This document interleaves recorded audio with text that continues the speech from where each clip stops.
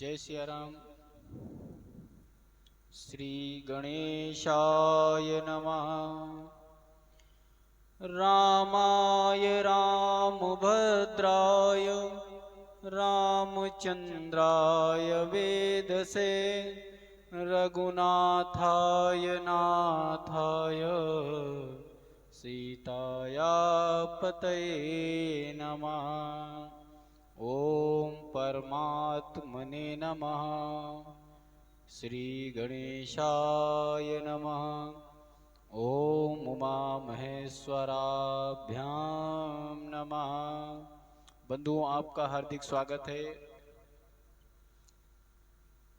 भोलेनाथ की आज्ञा से उनको स्कंद पुराण सुनाने की उन्होंने हमारे हृदय में इच्छा करी है। और बंधुओं, आपके साथ में बड़ा मज़ा भी आएगा, क्योंकि अभी तक स्कंद पुराण के बारे में हम लोग सुनते चले आए हैं। क्या है स्कंद पुराण? ये बहुत विस्तृत पुराण है। ये ब्राह्मणों की माँ बोली गई है और सबसे कम लोग जानते हैं इसको। बाकी आपने शिव पुराण, श्रीमद् भागवत पुराण आदि, स्कंद पुराण के अंतर्गत संक्षिप्त में जितना हो सकता है सीरीज बनाई जाएगी, एक एक चैप्टर की। और यथा जैसे है उसी तरीके से भाग 1, भाग 2, भाग 3 करके। तो आज हम लोग माहेश्वर खंड में प्रवेश करते हैं। माहेश्वर खंड का केदार खंड भी कहा जाता है। यस्याज्ञया जगत्तिष्ठा विरंचि पालको हरि संहर्ता काल रुद्राख्यो नमस्तस्मै पिनाकने। ध्याये नित्यं महेशं रजतगिरिनिभं चारुचन्द्रावतंसं रत्नाकल्पोज्ज्वलांगं परशुमृगहराभीतिहस्तं प्रसन्नं पद्मासीनं समन्तात्स्तुतमग्रेणि व्याघकृतिं वसानं विश्वाद्यं विश्वबीजं निखिलभयहरं पंचवक्त्रं त्रिनेत्रम्। बोलिए स्वामी कुमार स्कंद महाराज की जय। आओ भोलेनाथ। जिनकी आज्ञा से ब्रह्मा जी इस जगत की सृष्टि विष्णु भगवान पालन करते हैं, जो स्वयं काल रुद्र नाम धारण करके इस विश्व का संहार करते हैं, उन पिनाकधारी भगवान शंकर को नमस्कार है। नैमिषारण्य तीर्थ सब तीर्थों से उत्तम, समस्त क्षेत्रों में श्रेष्ठ, प्राचीन काल में वहां सौनक आदि तपस्वी एकत्र हुए और एक ऐसे यज्ञ का अनुष्ठान करने वाले थे जो दीर्घ काल तक चलने वाला था। उस यज्ञ में दीक्षित सभी महर्षियों का सबके प्रति समान भाव था। यहाँ पर शब्द समझिएगा, जितने भी आचार्य जब एकत्र होते हैं, अपने अपने क्षेत्र की महत्वाकांक्षा उनके अंदर आ जाती है और वो अपने आप को महत्वशाली बनाने लगते हैं कि हम बहुत महत्वपूर्ण हैं। हमारे यहाँ ऐसे होता है, यज्ञ आदि में जब कभी भी एकत्र होंगे तो सभी को सम्मान दिया जाता है। तो सबके प्रति समान भाव था। एक दिन उन सभी महात्माओं में बैठ करके चर्चा हो रही थी और उसी समय उन महात्माओं के दर्शन की इच्छा से महातपस्वी व्यास शिष्य लोमस मुनि वहां पधारते हैं। उस दीर्घकालिक यज्ञ का अनुष्ठान करने वाले मुनियों ने लोमस जी को आया देख करके एक साथ उठकर उनका स्वागत किया। सबके मन में उल्लास था, सभी उनके दर्शन के लिए उत्सुक थे। वे पाप रहित महाभाग महर्षि लोमस जी को अर्घ्यपाद्य निवेदन करते हैं और उनके सत्कार में लग गए। आतिथ्य के पश्चात विस्तार पूर्वक शिव धर्म सुनाने के लिए लोमस जी से प्रार्थना करने लगे।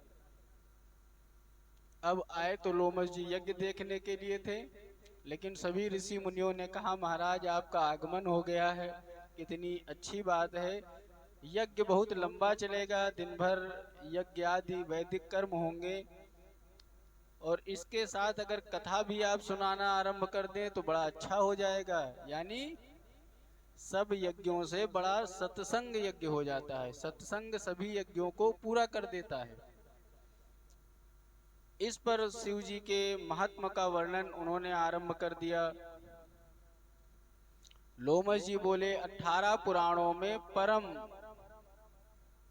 पुरुष भगवान शिव की महिमा का गान किया गया है, और शिव जी के महात्मा का पूर्णतया वर्णन कोई भी नहीं कर सकता है।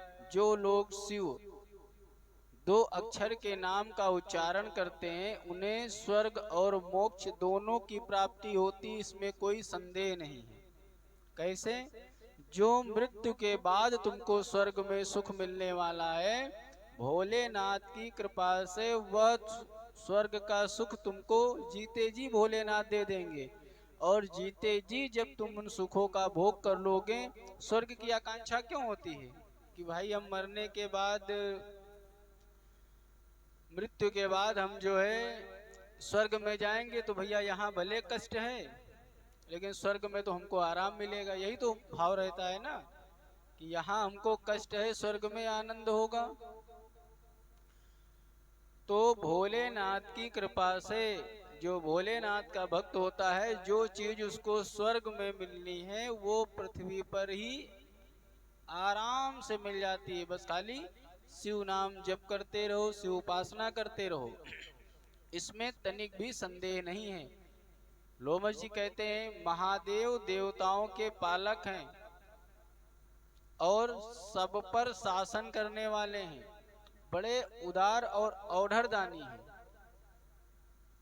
बड़ी सरलता से विष्णु भगवान पिता के समान देते हैं। विष्णु भगवान कैसे देते हैं? पिता के समान देते हैं। और जब शिव जी देते हैं तो बाबाओं के बाबा, जैसे घर में कोई काम, घर में समझ लो कि माता पिता से नहीं, अब संयुक्त परिवार वाले नहीं यही जान पाएंगे, आजकल के परिवार वाले जान नहीं पाएंगे। जब कहीं कोई काम ना बनता हो बाप से, तो लड़के बाबा के पास चले जाते थे।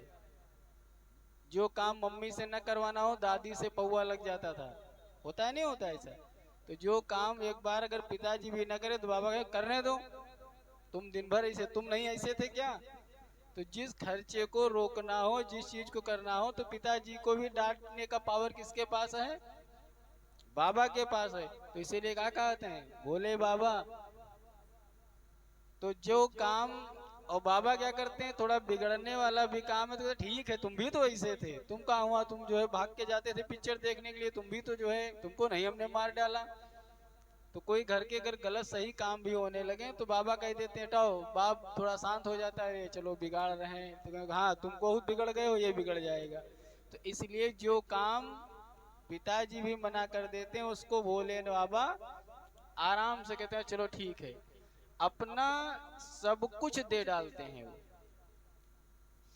वो आगे पीछे नहीं देखते हैं क्या रह जाएगा। अच्छा तुमको हम पैसा दे देंगे, तो पिताजी पूछते हैं क्या करोगे? स्कूल की कॉपी के लिए लेना है, फलाने काम के लिए लेना है। तो कितने की कॉपी है, क्या है? और जब बाबा देते हैं, ले जाओ, लाओ जाके कॉपी, कुछ बचेगा खा लेना। तो इसीलिए वे सर्व भी कहे गए हैं। सर्व कहने जो सबके कल्याण करने वाले। जो भगवान शिव का भजन करते हैं वे धन्य हैं। भोलेनाथ हमारे क्या है, दूसरों की रक्षा करने के लिए सबसे पहले क्या हुआ, विष का भक्षण कर लिया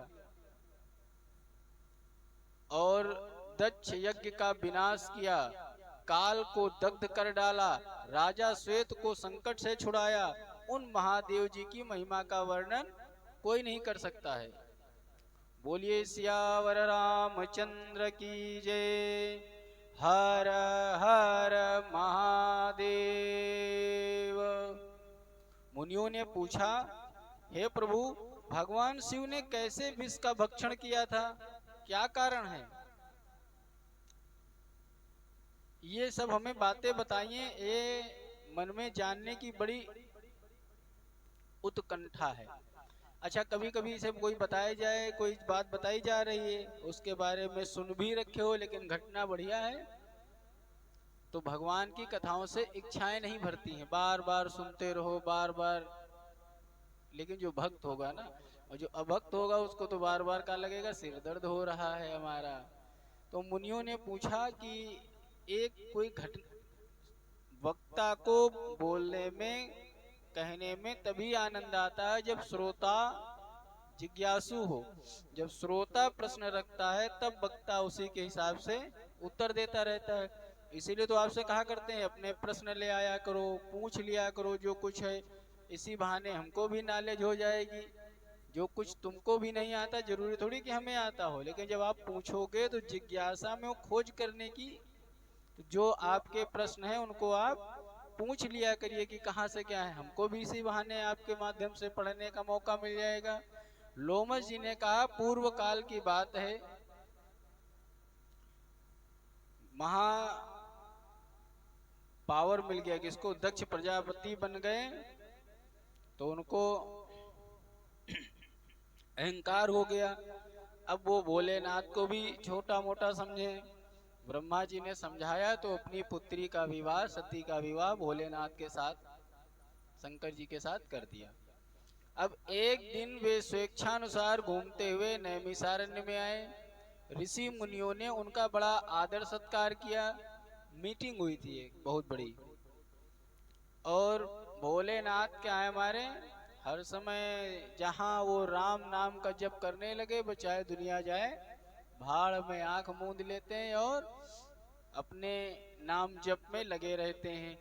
अब वे समाधि में बैठे थे कि ध्यान में बैठे थे, क्या हुआ उस समय सभी लोगों ने उठ उठ करके दक्ष प्रजापति की जय हो। ऋषि मुनि, एक पावर होता है, जो प्रजापति बनता है वो ब्रह्मा के अनुसार शक्तिशाली माना जाता है। वो प्रजापति जो बनता है वो ऋषि मुनियों का भी पूज्य होता है।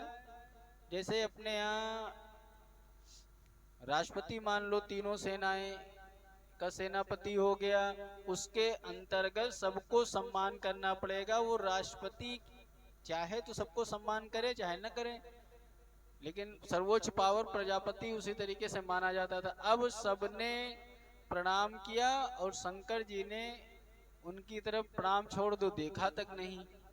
अच्छा, ये व्यक्ति की बड़ी बात होती है, हमको 100 लोग जो है सम्मान दें, 100 लोग प्रणाम करें, हमारा ध्यान उस पर नहीं जाएगा।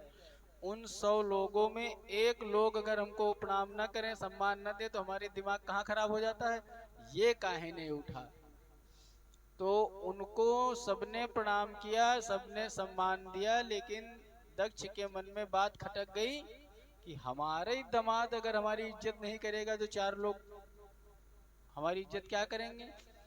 तो भगवान शिव के प्रति तुरंत वे कटु वचनों की बौछार आरंभ कर दिए और गाली बकना आरंभ कर दिए।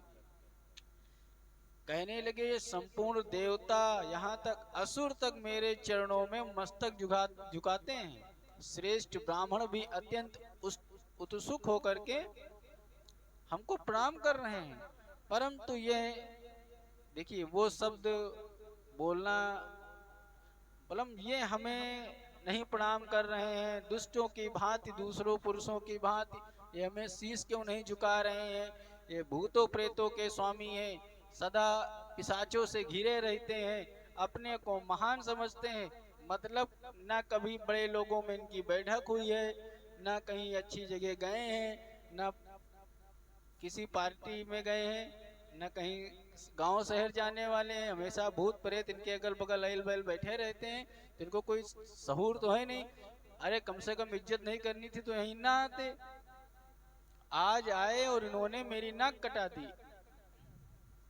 अरे नाक का कट गई भैया तुम्हारी, तुमको प्रणाम नहीं किया तो तुम्हारी नाक कट गई। अब महाराज श्राप देने के लिए तैयार हो गए। कहने लगे, हे ब्राह्मणों सुनो, आज से इसका पालन करना, आज से इस रुद्र को यज्ञ में भाग्य नहीं मिलेगा। पहले के समय में जानते हो क्या होता था, कैसे बहिष्कृत किया जाता था? समाज में तुम कोई गलत काम कर लो तो तुम्हारा हुक्का बंद हो जाता था। जैसे अपने राजस्थान साइड में जाइए, हरियाणा साइड में हुक्का बंद होता है। उत्तर प्रदेश में अपने इधर कौन सा क्या बंद होती है? लुटिया और भात बंद हो जाता है। ब्राह्मणों में लुटिया बंद हो जाती है, थी है नहीं थी, कि लुटिया बंद हो जाती थी। क्या कि अपने लोटे से पानी नहीं पिलाएंगे तुमको, समाज में हमारे नहीं हो। और अन्य में क्या हो जाता था, भात से बहिष्कृत किया जाता है। जो कच्चा खाना घर में बनता है, जिसमें परिवार के अपनी समस्त जात बिरादरी के लोग खाते हैं, जो जाति से हटके कोई गलत काम कराया है तो पंच लोग उसको भात से बहिष्कृत कर देते हैं। शादी ब्याह का कोई भी अगर न्योता हो रहा है तो उसमें उस रिश्तेदार को नहीं बुलाया जाता था, कहते थे इसका भात बंद है। तो इन्होंने क्या किया,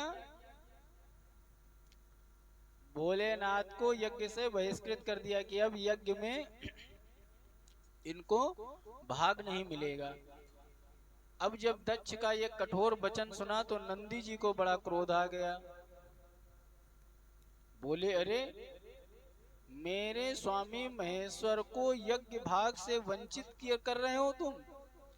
अब यज्ञ दान तप नाना प्रकार के तीर्थ जिनके नाम से पवित्र होते हैं, उन्हीं भगवान शिव को तुम श्राप दे डाले। हे खोटी बुद्धि वाले दक्ष, वो यज्ञ जिसमें भगवान शंकर का भाग नहीं होगा, तो मेरी बात सुन लीजिए, वो यज्ञ भी सफल होने वाला नहीं है, वो यज्ञ ही नहीं सफल होगा। और तुम जितने बड़े प्रजापति बनते हो तो एक यज्ञ करके दिखा देना, उसकी रक्षा करके। तब महादेव नंदी जी से बोलते हैं, हे महामते, तुम्हें ब्राह्मणों के प्रति क्रोध नहीं करना चाहिए, आप शांत हो जाओ, क्योंकि मैं ही यज्ञ हूँ, मैं ही यजमान हूँ और मैं ही करने वाला आचार्य हूँ। मैं संपूर्ण यज्ञांग मैं ही हूँ, इसलिए यज्ञ में मैं सदा रत रहता हूँ, इसलिए कोई मुझे श्राप आदि दे करके यज्ञ से बहिष्कृत नहीं कर सकता है। इस प्रकार सर्व अंतर्यामी होने के कारण मैं किसी के भीतर नहीं हूँ, मैं सब जगह व्याप्त हूँ। कोई जगह कि हम एक तत्व में हैं, किसी सीमा से आबद्ध नहीं हूँ। दृष्टि डाल के अगर कोई ज्ञानी देखेगा तो सब यज्ञों से मैं बाह्य हूँ।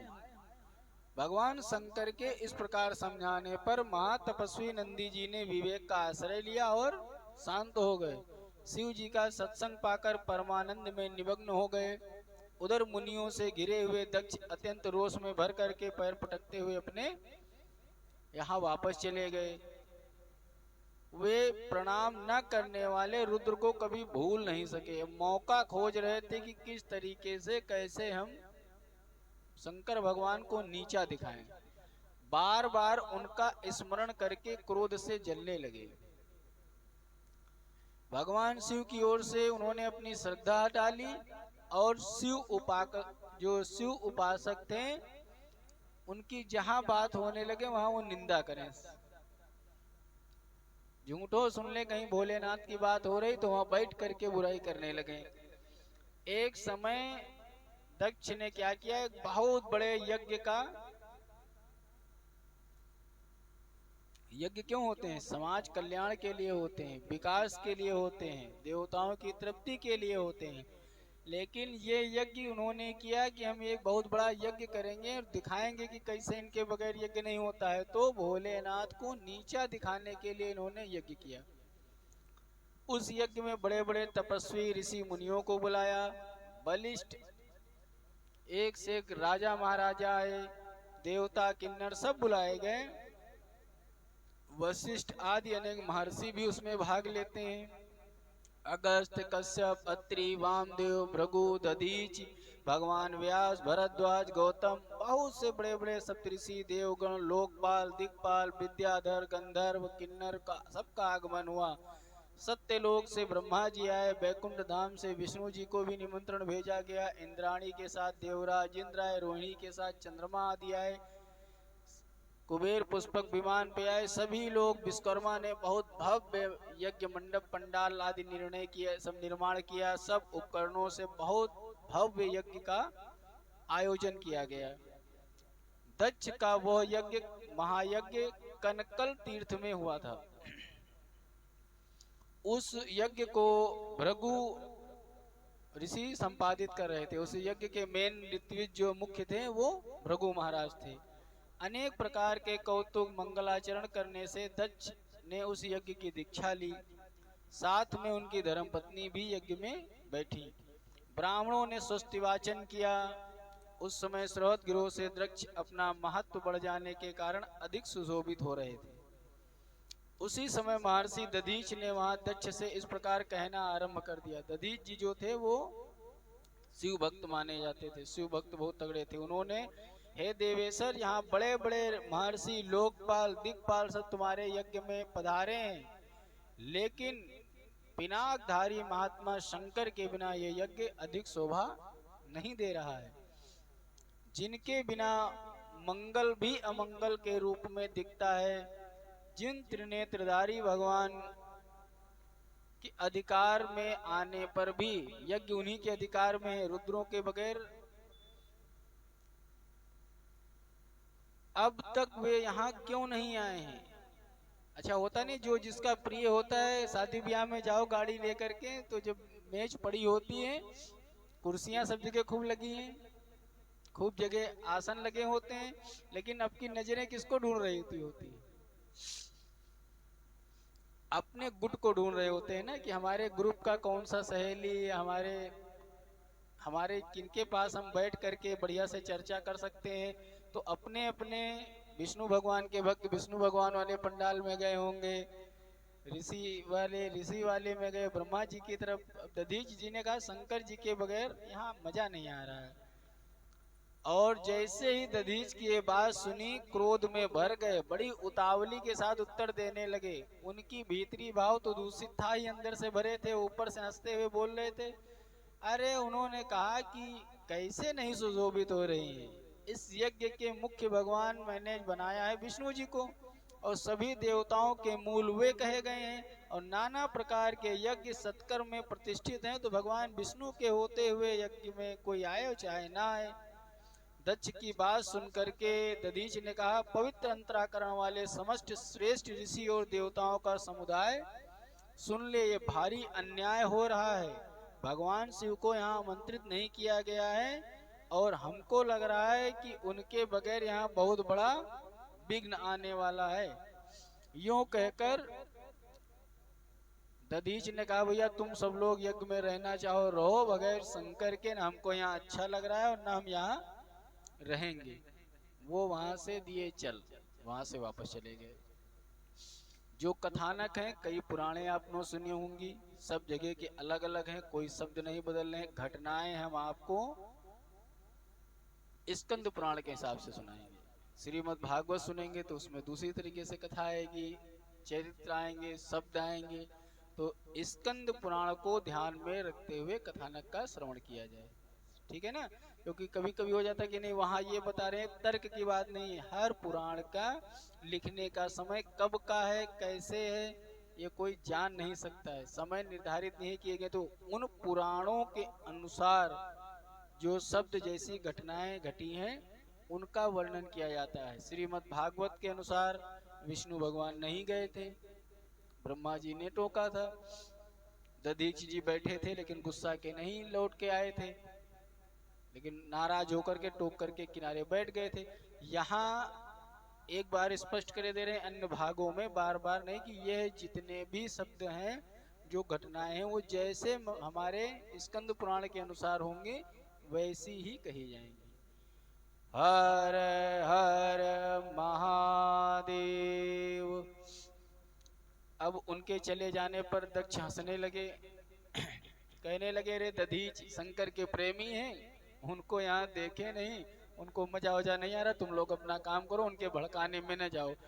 जो जिसका प्रेमी होता है उसके बगैर यहाँ अच्छा नहीं लगता है। तो वो चले गए, उनकी बात का बुरा ना मानो, नहीं तो अगर वो गए थे तो सारे ऋषि और उठ के जाने के लिए खड़े हो गए। तो बोले भगवान विष्णु बैठे हैं, तो हर जगह उस वैष्णव यज्ञ कर रहे थे तो भगवान विष्णु के नाम पर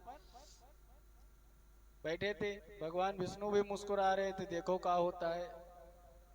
उसी समय महादेवी दक्ष कुमारी पर्वत पर अपने सखियों के साथ विराजमान थी। रोहिणी आदि जो इनकी 27 बहनें थी सती की, ये चंद्रमा को ब्याही गई थी, पता है ना, यही नक्षत्र बनी। तो ये सारी लोग आ रही थी यज्ञ में।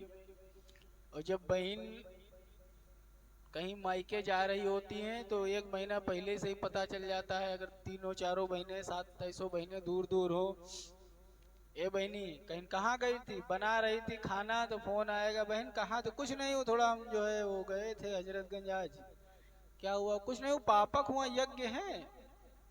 तो साड़ियाँ तो बहुत हैं लेकिन कई बार पहन के जा चुके हैं, तो इस बार हम सोचे वो ब्लू वाली का सेट वेट कंप्लीट कर लें।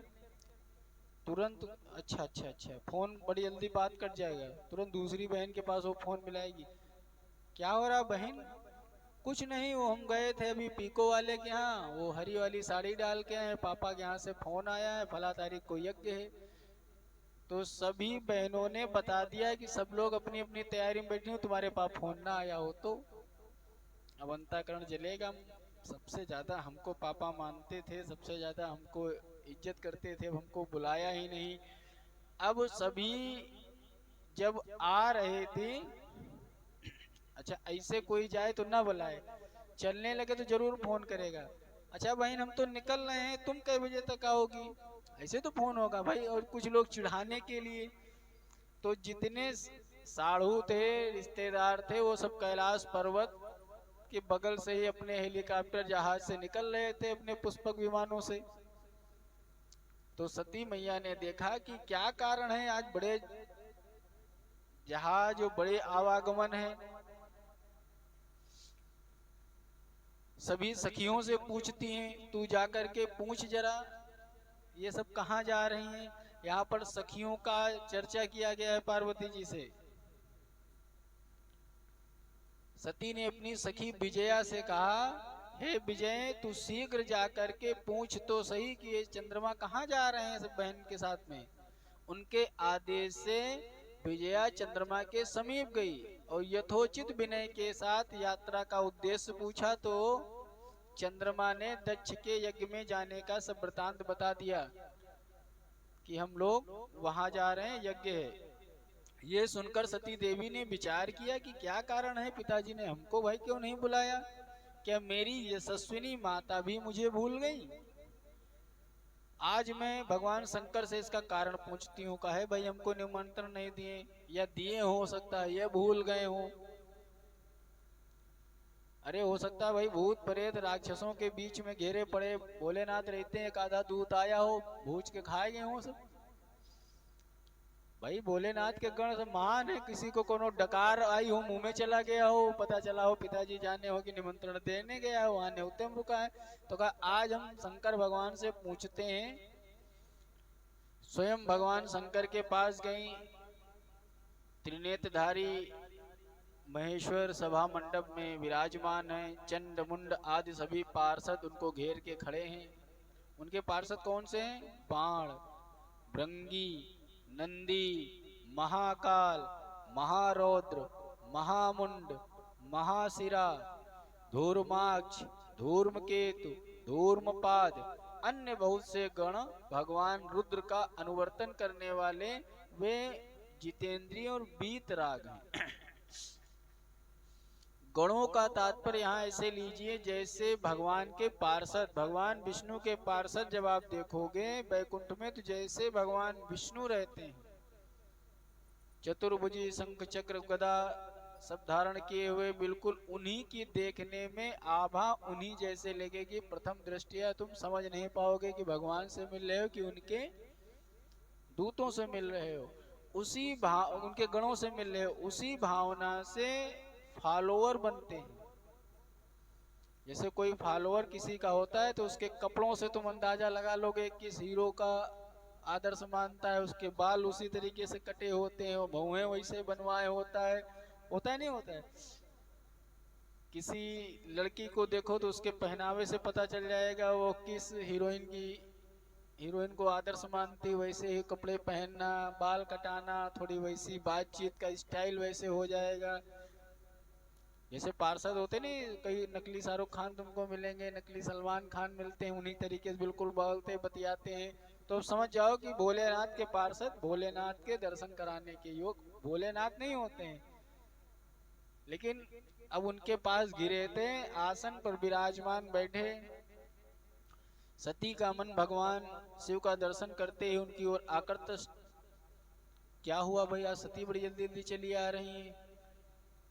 कहा प्रिय, इस समय मीटिंग में तुम एकदम से आ गई, क्या हुआ? सती बोली, देवेश्वर तुमको पता ही नहीं है, तुम अपने काम में जुटे रहते हो। बोली क्या हो गया बताओ। कहने लगी मेरे पिता के यहाँ एक महान यज्ञ हो रहा है और उसमें चलने के लिए देखा कोई तैयारी ही नहीं है, कोई रुचि ही नहीं ले रहे हो। शंकर भगवान बोले यद्यपि उस यज्ञ में हम बुलाए नहीं गए हैं तो भी पिताजी के घर में चलना चाहिए। माता ने कहा कोई अपने ससुराल जाने के लिए, अपने घर जाने के लिए, अपने मित्र यहाँ जाने के लिए कोई न्योता देखता है, अपने बाप के घर जा रहे हैं उसमें भी निमंत्रण देखें, चलिए मेरे साथ चलने की तैयारी करिए। सती जी का ये वचन सुनकर के महादेव जी बड़े मधुर वाणी में बोले, हे कल्याणी, तुम्हारी पिता की दृष्टि में जो देवता, असुर, किन्नर सम्माननीय है वे सब बुलाए गए, और सुंदरी जो दूसरे के घरों में बिना बुलाए जाते हैं वहां मृत्यु से भी अधिक कष्टदायक अपमान प्राप्त होता है। अब यहाँ फिर सती मैया को शब्द खला, क्या कहा इन्होंने कि दूसरों के घर में। तो बोले दूसरा कौन है भाई, हमारे पिता हैं। अब अपमान होता है, न जाओ, बहुत समझाया। महात्मा शंकर के, भगवान शंकर के कहने पर भी सती ने अपने पिता के प्रति रोष प्रकट करने वाले वचनों में कहा कैसे भूल गई। कहने लगी कि अगर वो भूल गए, अगर वो भूल गए तब भी मैं वहां जाऊंगी, अगर जो आप बात कह रहे हो ये सत्य है तब भी मैं वहां जाऊंगी, क्योंकि वहां ये पता करने जाऊंगी कि क्या वे भूल गए कि जो देव देवेश्वर हैं, जो त्रिलोकीनाथ सभी देवता जिनकी सेवा करते हैं, क्या उनके बिना ये यज्ञ जो है पूर्ण हो सकता है? तो मेरे दुराचारी पिता ने अगर आमंत्रित नहीं किया है तो भी मैं ये सब वहां जाकर के जानना चाहती हूँ, इसलिए मैं पिता के यज्ञ मंडप में अभी जाती हूँ, मुझे जानने की आज्ञा दीजिए, मुझे जाने की आज्ञा दीजिए। भाव ये था कि मन में दो तरीके से भाव होता है कि ये अपनी तरफ से कह रहे हैं कि सही में नहीं बुलाया है। अब कहा अगर नहीं बुलाए होंगे तब हम उनसे लड़ेंगे जाकर के, भाई क्यों नहीं बुलाया है, हमारे पति को क्यों नहीं बुलाया जिनके भाग से यज्ञ नहीं होता है। अगर भूल गए होंगे, मन में एक और छुपा भाव रहा होगा, अगर बुलाए हो कहीं गड़बड़ निमंत्रण न दिए हो तो इनको आके बताएंगे यहाँ पर आकर के कि क्यों नहीं आया है।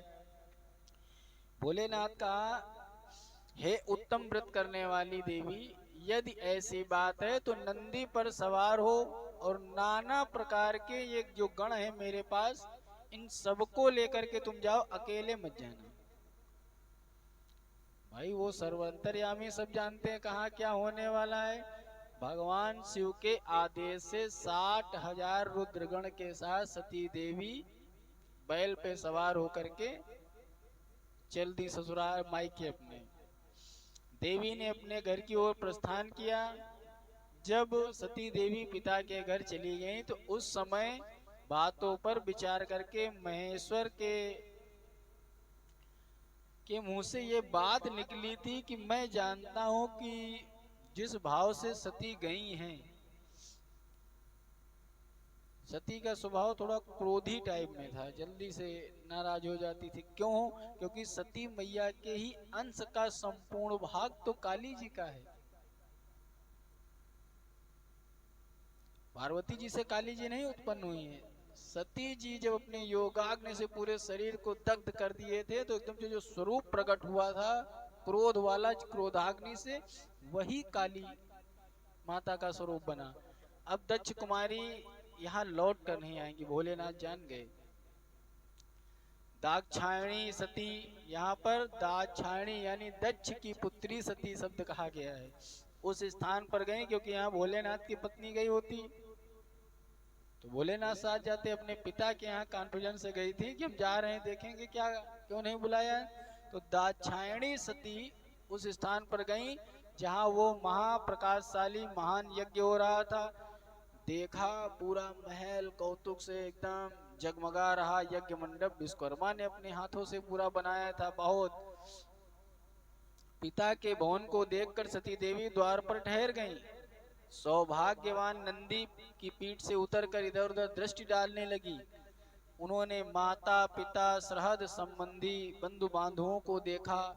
माता पिता को मस्तक झुका करके प्रसन्न हुई। फिर अपने अभिमत प्रस्ताव के अनुसार बोली, पिताजी ये संपूर्ण चराचर जगत जिनसे पवित्र होता है, भगवान शंकर को आपने क्यों नहीं बुलाया। फिर ऋषियों को संबोधित करते कहा, हे भृगु जी, क्या आप भगवान शिव को नहीं जानते हैं? जो तुमने उनके बगैर कैसे पूरी वेदियां बना ली, कहीं शिव का भाग दिखा ही नहीं। जैसे हम लोग कहीं यज्ञ करते हैं तो जो चौकी बनाई जाती है कलरफुल, आपने देखा होगा, लाल हरी नीली पीली चावल रंगे जाते हैं, तो वो देवताओं के यज्ञ भाग हैं। अगर हम उनके लिए 4 अक्षत उनका रंगा और स्थान दे दिए, जब वो यज्ञ में देवता आएंगे तो अपने अपने स्थान को देख करके, भले उनके लिए तुम, पहले यज्ञ में बहुत खर्चा लगता था, हर देवता के निमित्त बलि आहुति, बलि का मतलब यह नहीं था कि बकरा काटना भैंसा काटना, उनको भोग लगाने वाली प्रिय सामग्री तुमको देनी पड़ेगी। तो कोई खाता है मसूर की दाल, कोई खाता है पालक, कोई खाता है अनार का दाना, कोई खाता है सेब, कोई खाता है दूब। तो सबको कहाँ कहाँ से कैसे दिया जाए, तो यज्ञ भाग में बुला के ब्राह्मण लोग अक्षत पुष्प अक्षत के द्वारा उनको स्थान दे दिया जाता है और उन देवताओं की वही नियुक्ति कर दी जाती है जो उनके अधिदेवता प्रत्यधिदेवता की, भैया ये फलाने विधायक आएंगे, तुम यहाँ के डीएम हो, तुम यहाँ के एसडीएम हो। इन विधायक जी की सुरक्षा खाने पीने डिपार्टमेंट किसका है, वो डीएम एसडीएम करेंगे। डीएम एसडीएम जिले के मालिक वो जानते हैं कौन सेठ के यहाँ से मीठा आएगा, कौन सेठ के यहाँ से कोई स्थानीय पुलिस आएगी, वो पूरी मैनेज करके उस विधायक को सांसद को कष्ट नहीं होने देंगे। तो कम से कम जिसके यहाँ वो न्योता में गए हैं वो तो ना परेशान होंगे। तो इसलिए कहा कि आपने भोलेनाथ को क्यों नहीं बुलाया भाई। ब्रह्मा जी से भी पूछा। सती की बात सुनकर दक्ष गुस्सा आ गए, कहने लगे तुम्हारे मन बातें बनाने से क्या होगा, तुमको किसने बुलाया था। जब हमने उनको भी नहीं बुलाया था, तुमको ही कहा हमने बुलाया था जो तुम चली आई हो। जैसे ये शब्द सुना एकदम से क्रोध से जलने लगी। ना तुम्हारे पति को भूले हैं, ना कोई यहाँ गलती हुई है किसी आचार्य से, ना उनको यहाँ भाग दिया गया, ना तुमको ही बुलाया गया है। माता थोड़ी संकोच बस आगे बढ़ करके हालचाल लेती हैं। बहनें पीछे बड़ी मुस्कुरा रही हैं खड़ी, देख लो चली आई, न बुलाया गया था न कुछ आया था। भाई किस पे बैठ के हैं, चंद्रमा जैसे वैभवशाली बढ़िया बड़े बड़े, काहे बुलाया जाए। इनके साथे देखो बॉडीगार्ड भूत प्रेत बैल पे बैठ के आई हैं, पिताजी गेट ही से भगा दें, ठीक है। और पीछे वाली 2-4 बहनें क्या कर रही थी, बहनी तुम नहीं आई थी अच्छा नहीं लग रहा था, बिल्कुल मजा नहीं आया, तुम आ गई तो बिल्कुल। ये बात चुपड़ ही रही थी, पिताजी आ गए, क्या कहने लगे, तुमको ही नहीं यहाँ बुलाया गया था, तुम क्यों चली आई। ये जो तुम्हारा पति है जो शिव कहलाता है, कहलाता तो शिव यानी मंगलकारी, लेकिन देखने में अमंगलकारी रूपवान है, कुलीन भी नहीं है। अब पूरी भड़ास निकाल दी, जैसे कोई बड़ा समझा बुझा के किसी से ब्याह करा दे लेकिन दामाद खराब निकल जाए तो लोग कितनी बुराई करते हैं। ब्रह्मा जी ने समझा के ब्याह करा दिया, महादेव देव कहने न देखने में अच्छा है, न पहनने ओढ़ने की जरसो तमीज सेंस ही नहीं है। बाग लपेट ले, कहो भस्म लपेट ले, कहो नाक गले में डाले है, भेष देख लो वो खराब है। अच्छा खासा देखने में लगता था, वो दिन भर भस्म लपाटे बैठे रहते हैं, भूत प्रेत पिशाचों के राजा हैं। कौन मुँह लेकर के तो अब परेशान थे, बियाओ बियाओ बियाओ कर दिया बियाओ। अब क्या हम पैर नहीं रोज पूछते घूमेंगे ऐसे मंगलकारी का। जितनी भड़ास थी, ब्रह्मा को हम क्या बता दें, कुछ कहे नहीं, पिताजी थे। लेकिन अब हम बर्दाश्त नहीं कर पाएंगे, तुमको बहुत प्यारे हैं, तुम भी अपने पति के पास जाओ, तुमको भी यहाँ नहीं बुलाया गया है।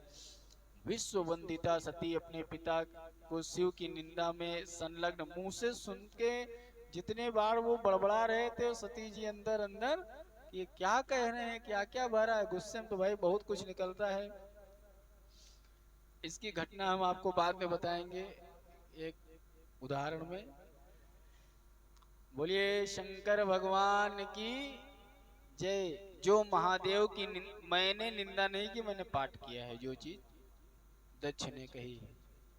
जो शंकर भगवान की निंदा करता है और जो सुनता है, ये कहानी बताएं खाली, इसीलिए बोले हम टाल देते हैं उन शब्दों को कि जो दक्ष ने कहा व्यंग्यात्मक रूप में कहा कि दामाद को ज्यादातर लोग ऐसे ही गुस्से में, दामाद बहुत प्रिय होता है लेकिन जब गुस्साते हैं तो जितनी कमियां हैं वो सारी एक सांस में निकलती हैं। तो जो महादेव जी की निंदा करता है, जो सुनता है, दोनों नरक में जाते हैं। तो कई बार ऐसी घटनाएं होती हैं, गुरु जी कहते हैं वाचन करने के समय अवॉइड कर दिया करो, लेकिन घटना बताने में थोड़ी रोचकता नहीं हो पाती है कि भाई ऐसा ऐसा भी लोग कह सकते हैं। कहते हैं बहुत किया गया था तो वही कोई मानेगा नहीं। इसलिए जब तक ये दक्ष ने कहा था और उस यज्ञ वालों ने सुना था, हम लोग तो खाली बता रहे हैं। जब तक सूर्य चंद्रमा स्थित हैं तब तक वे नरक में पड़े रहते हैं। अतः मैं अब इस देह को त्याग दूंगी, शरीर से मैं घृणा आ रही हमको कहते हुए शर्म आ रहा कि मैं दाक्षायणी हूँ, मैं दक्ष की पुत्री हूँ। ये देखो मार्कशीट नहीं बदलाई जा सकती, आधार कार्ड बदलाएं कि मार्कशीट बदलाएं कि ड्राइविंग लाइसेंस बदलाएं, कितनी जगह नाम कटाने से अच्छा है क्या एक नाम चेंज कराना हो, कितनी मुश्किल होती है। कहाँ से हम बताएंगे कि हम दक्ष की जहाँ जाएंगे ये प्रजापति हैं। हमारे भोलेनाथ तो बिल्कुल बढ़िया नाम पता वाले से कोई मतलब ही नहीं है, क्योंकि हमारे भोलेनाथ का कोई आधार कार्ड नहीं बनेगा। क्यों? उनसे अगर पूछा जाए फोन नंबर है ये नहीं, पिताजी का नाम है ये नहीं, अरे कोई गुरु है ये नहीं, कोई घर का मकान नंबर बिजली बिल कुछ पता है? टार्च खुदेट लगाए रहते हैं हर समय, चंद्रमा रखे हुए हैं हर समय, प्रकाश सेंटर उनके पास। पानी बिल की हो तो गंगा जी खोपड़ी पे रखे हुए हैं। तो ना बिजली विभाग का टेंशन है ना बिजली पानी टेंशन है। अगर खानो बगाना हुआ तो खाली बटुई सामने रखा कर थोड़ी देर घूर लिए तो तीसरी आंख से खाना भी बन पक जाएगा। गैस सिलेंडर की भी नहीं जरूरत है कोई चीज जरूरत उनको।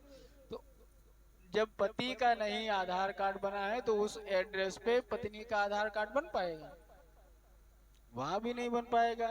तो शुरू से आखिरी तक सती जी ने क्या सोचा मन में? मेरे हिसाब से यही सोचा होगा कि इनका नाम कटेगा नहीं कहीं से, और इतनी बेइज्जती हो चुकी है कि मैं इस नाम के साथ जी नहीं पाऊंगी, मैं अपना देह त्याग दूंगी, अग्नि में प्रवेश कर जाऊंगी।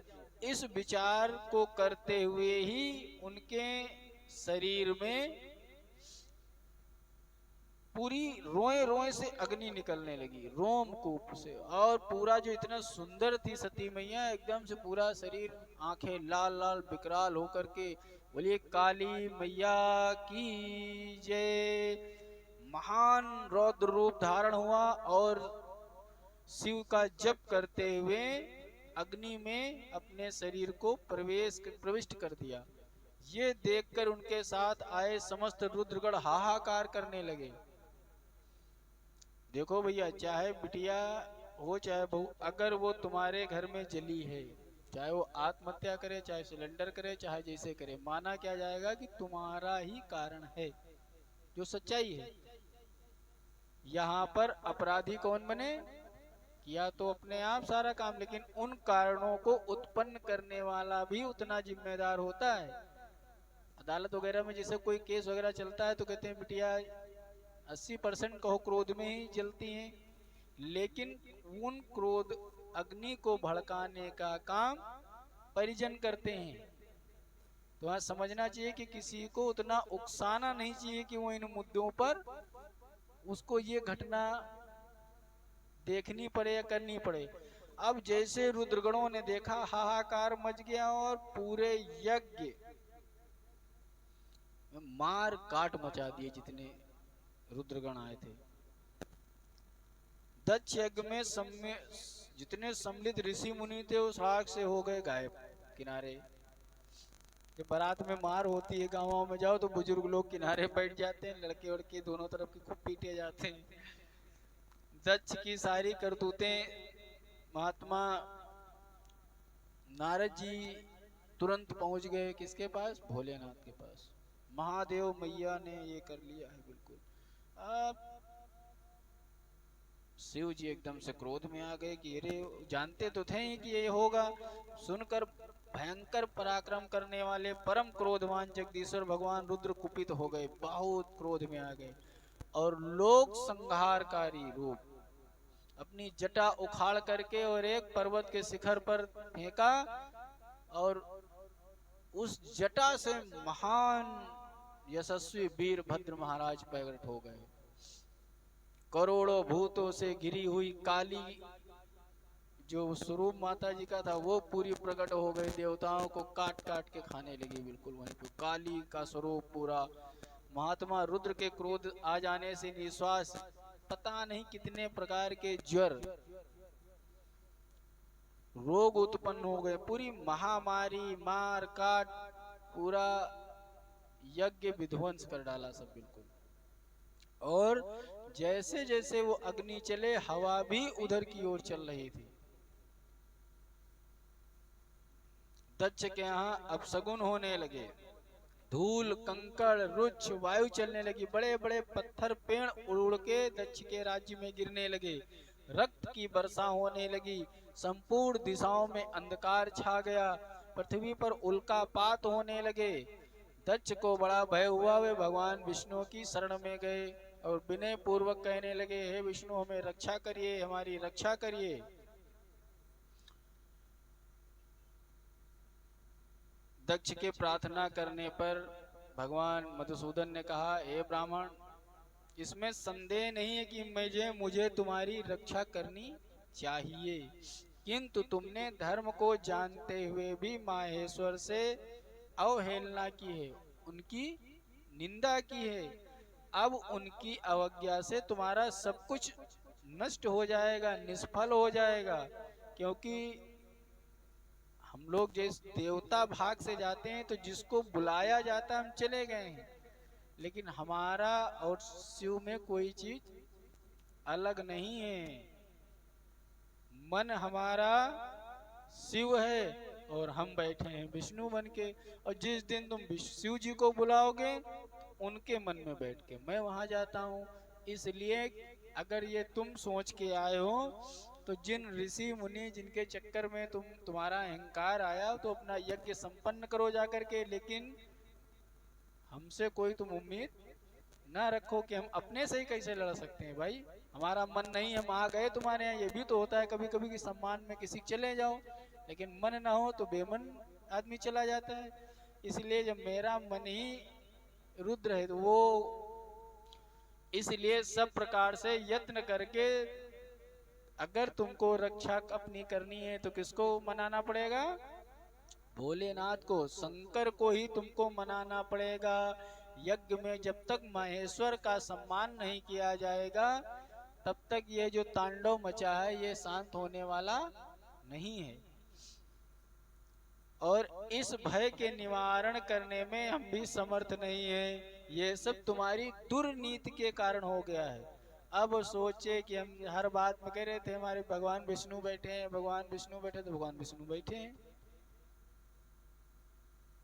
सुनकर दक्ष चिंतित हो गए, अब उनका मुंह सूख गया। इतने में अपनी सेना से घिरे हुए महातेजस्वी वीर, अभी तक तो इनके साथ वाले माता जी के साथ में काली और रुद्र तांडव मचाए थे, अब आ गए वीरभद्र। उनके साथ में अब देवियों के जितने अंग निकल के गिरते थे। सबसे पहला स्वरूप भयंकर कौन निकला? महाकाली। वो शरीर से जब और क्रोध निकली, और क्रोध जो थे कात्यायनी, ईशानी, चामुंडा और जितनी भी देवियां थी, जैसे ही पता चला कि आवाहन क्रोध में हा हा करके हाहाकार मचाया, काली मैया ने कस के अपनी आवाज लगा के, जो एक विशिष्ट आवाज काली जी की निकलती है, जितने देवताओं की पत्नियां थी, जितनी जिसकी शक्तियां थी, वे सब युद्ध में बिल्कुल उस यज्ञ में नाराज हो गई। योगिनियां सब उन्हीं को वो सोचे कि कौन किसको खा जाए, कौन किसको रथ पी जाए।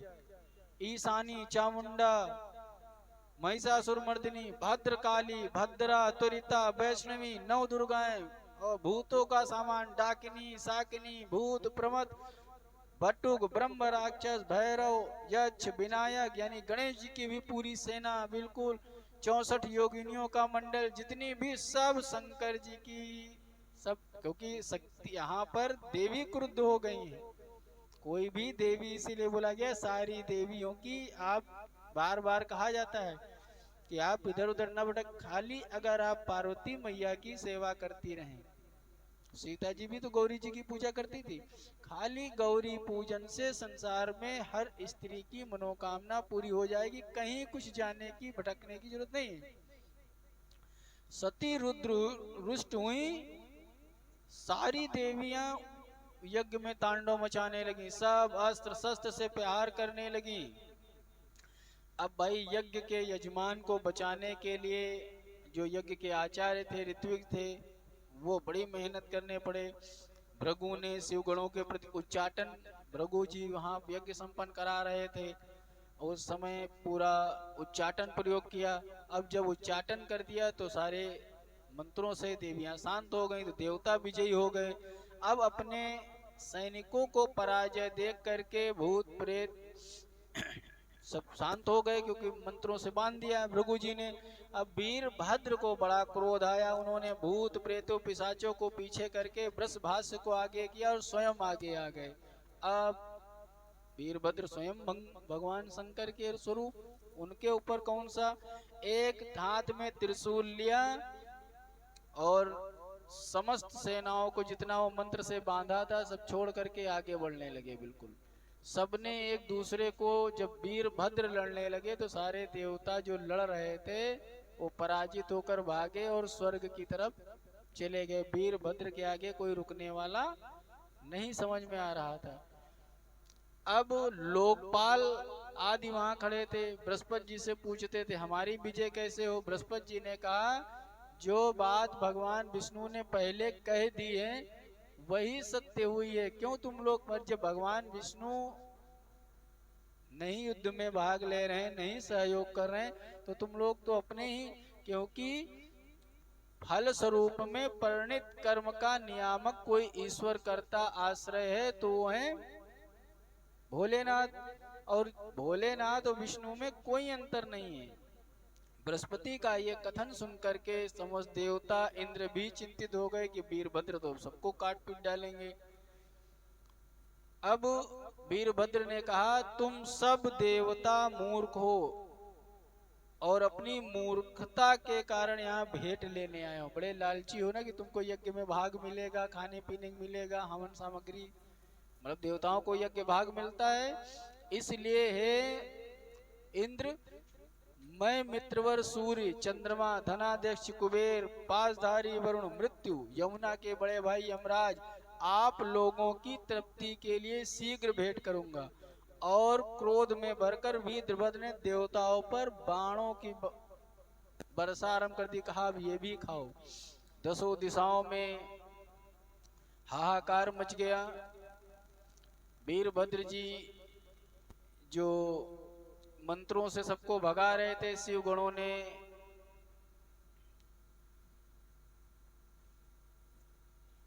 कौन आए? वीरभद्र जी आए। भृगु जी बहुत ज्यादा परेशान थे तो क्या कर दिए?